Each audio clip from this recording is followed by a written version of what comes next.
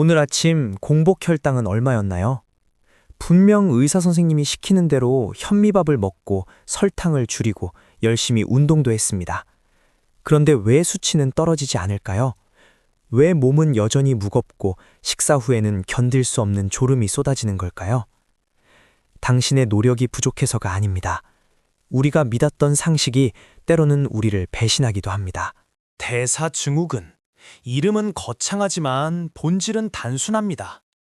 우리 몸속 대사 시스템이 고장나 삐걱거리고 있다는 신호죠.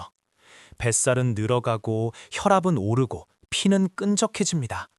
마치 멈추지 않는 롤러코스터에 탄 것처럼 혈당은 하루 종일 널뛰기를 합니다. 이대로 두면 다음 역은 당뇨병 혹은 심혈관 질환이라는 무서운 종착지일지도 모릅니다. 여기 당신과 똑같은 절망 속에 있었던 한 남자가 있습니다. 1946년 12살의 나이에 제1형 당뇨 판정을 받은 소년. 당시 의학 수준으로 그는 30을 넘기기 힘들 거라는 사형 선고를 받았습니다. 눈은 점점 보이지 않았고 신장은 망가져갔으며 다리의 감각은 사라져갔습니다. 하지만 그는 살아남았습니다. 단순히 살아남은 게 아니라 80대 노인이 되어서도 누구보다 건강한 혈관과 체력을 유지하고 있습니다. 죽음의 문턱에서 그를 구한 건 유명한 명의도 기적의 신약도 아니었습니다. 바로 공학도였던 그 자신이 발견한 작은 수의 법칙이었습니다. 오늘 소개할 책 리처드 번스타인 박사의 당뇨 솔루션입니다. 번스타인은 원래 의사가 아니야 엔지니어였습니다. 그는 자신의 몸을 고장난 기계처럼 분석하기 시작했습니다. 당시 병원에서는 저지방 고탄수화물 식단을 권장했습니다. 밥이나 빵을 먹고 인슐린 주사를 많이 맞으라는 것이었죠. 하지만 엔지니어의 눈으로 볼 때 이것은 미친 짓이었습니다. 생각해보세요. 탄수화물을 많이 먹으면 혈당이 급격히 오릅니다. 그걸 잡으려고 많은 양의 인슐린을 투여합니다.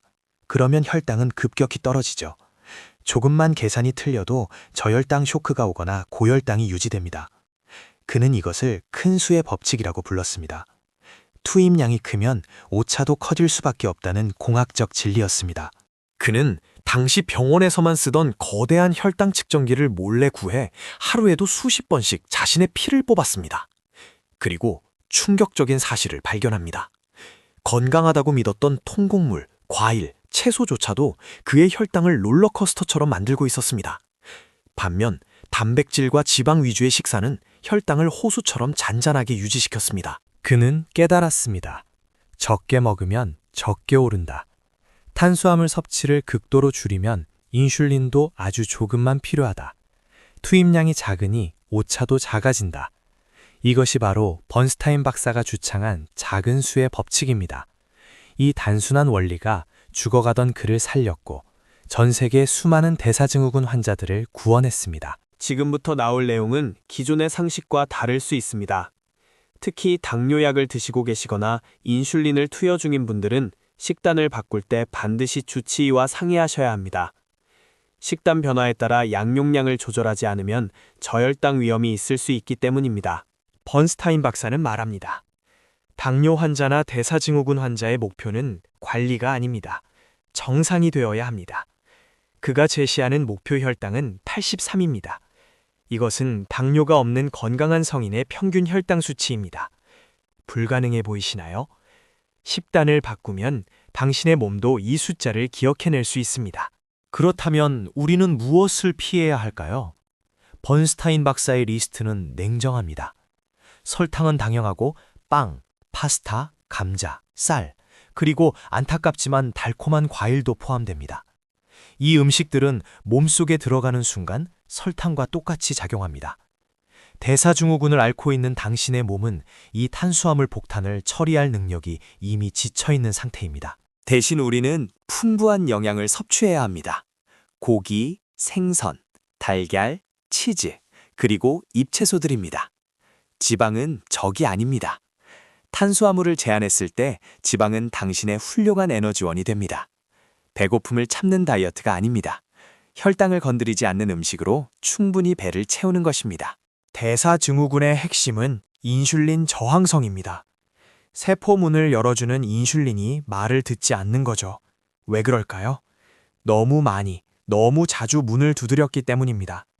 탄수화물 섭취를 줄이는 것은 지쳐버린 췌장과 인슐린 수용체에게 휴가를 주는 것과 같습니다. 쉼 없이 일하던 장기들이 비로소 쉴 수 있게 되는 겁니다. 탄수화물을 끊으면 처음엔 힘들 수 있습니다.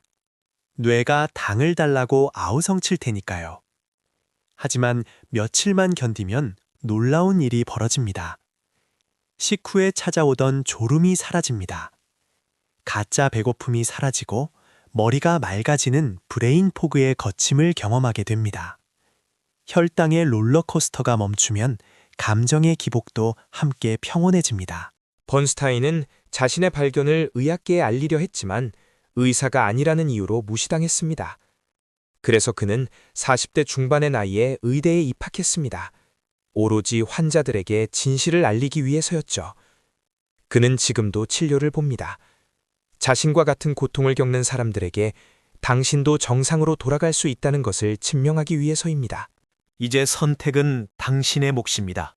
익숙한 현미밥과 과일을 먹으며 서서히 약의 용량을 늘려가시겠습니까? 아니면 식탁을 뒤엎는 불편함을 감수하고서라도 내 몸의 대사 시스템을 리셋하시겠습니까? 번스타인 박사는 80이 넘은 나이에도 건강합니다. 그것이 바로 이 방법이 옳다는 가장 강력한 증거입니다. 오늘 당장 모든 것을 바꿀 필요는 없습니다. 오늘 저녁 밥의 양을 반으로 줄이고 그만큼 채소와 단백질을 더 드셔보세요. 그리고 식사 2시간 후 혈당을 재보세요. 그 숫자가 당신에게 정답을 알려줄 것입니다. 내 몸은 거짓말을 하지 않으니까요. 대사증후군은 불치병이 아닙니다. 잘못된 연료를 주입해서 생긴 엔진 트러블일 뿐입니다. 올바른 연료를 넣어주면 당신의 몸은 놀라운 회복력을 보여줄 것입니다. 피는 맑아지고 혈관은 탄력을 되찾고 당신의 삶은 다시 활력으로 가득 찰 것입니다. 이 영상이 도움이 되셨다면 주변의 대사질환으로 고생하는 소중한 분들에게 공유해 주세요. 작은 정보 하나가 누군가의 인생을 바꿀 수도 있습니다. 더 건강한 삶을 위한 이야기를 계속 듣고 싶으시다면 구독과 좋아요 부탁드립니다. 당신의 건강한 혈관을 응원합니다. 마지막으로 다시 한번 말씀드립니다. 급격한 식단 변화는 반드시 담당 의사와 상의 후 진행하시길 바랍니다. 건강은 속도가 아니라 방향입니다. 감사합니다.